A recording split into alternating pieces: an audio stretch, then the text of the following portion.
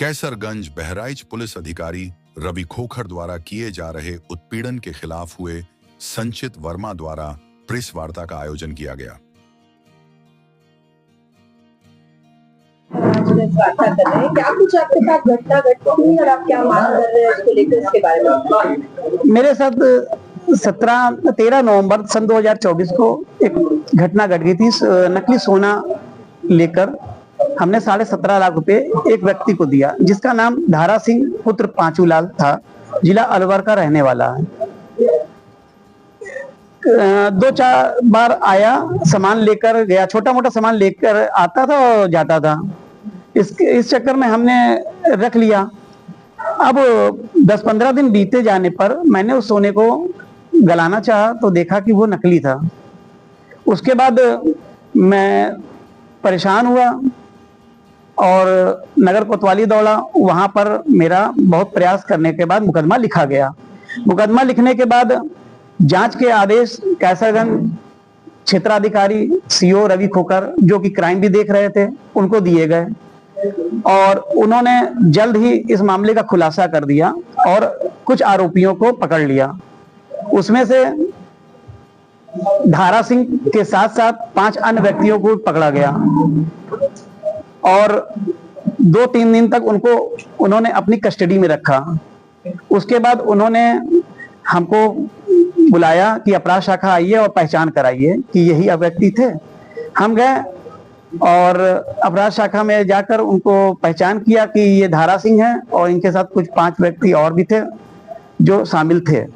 तो धारा सिंह से बात कराई गई तो उन्होंने बोला कि हाँ, हमने इनके साथ ठगी की हुई है और 10 लाख रुपए हमने पुलिस को दे दिया है।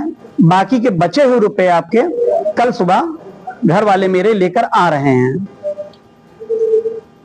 तो मुझे वहां से 1-8 घंटे के बाद भेज दिया गया घर कि जाइए, फिर कल आ जाइएगा और वैसे लेकर जाइएगा। हम कल अगले दिन गए वहां पर, तो वहां देखा कि सन्नाटा है और कोई आरोपी वहां मिला नहीं। सीओ साहब से हमने पूछा कि सर क्या हुआ, कोई है नहीं?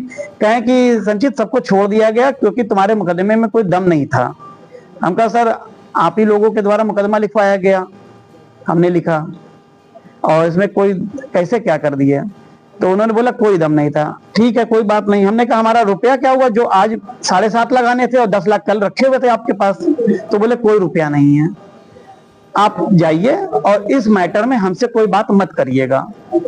उसी दौरान हम लोगों ने कप्तान के पास गए, हम सब लोग कप्तान के पास गए, वहां पर अपनी बात रखी तो उन्होंने तुरंत अपर पुलिस अधीक्षक को जांच के आदेश सौंपे और तत्कालीन प्रभाव से उन्होंने 17 लोगों को लाइन हाजिर किया, जिसमें सब इंस्पेक्टर भी थे और कांस्टेबल भी थे।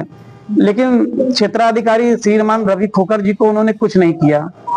वो आज भी अपने कुर्सी पर जमे हुए हैं, क्राइम भी देख रहे हैं, लेकिन हमारे पैसे का निवारण नहीं हुआ आज तक।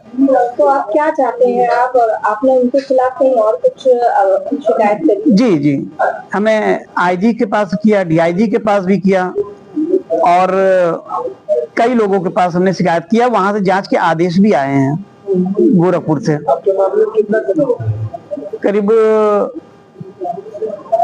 ठगी तो हुई है हमारी 1 साल हो रहे हैं, लेकिन ये मामला हमारा 7 महीने हो रहा है करीब। जी हाँ, कोई मतलब कि अच्छा कार्य नहीं हुआ क्योंकि उनसे पूरा पुलिस सीओ साहब से पूरा पुलिस डिपार्टमेंट, अब अपने डिपार्टमेंट का मामला है तो वो रुका हुआ है। सरकार से यही अपेक्षा कर रहे हैं कि अगर यहाँ सुनवाई नहीं होगी तो अगला कदम मेरा जल्द से जल्द माननीय मुख्यमंत्री जी के पास होगा। आप क्या कहने थे, क्या वो पैसा हजम कर गए? बिल्कुल हजम कर गए हैं।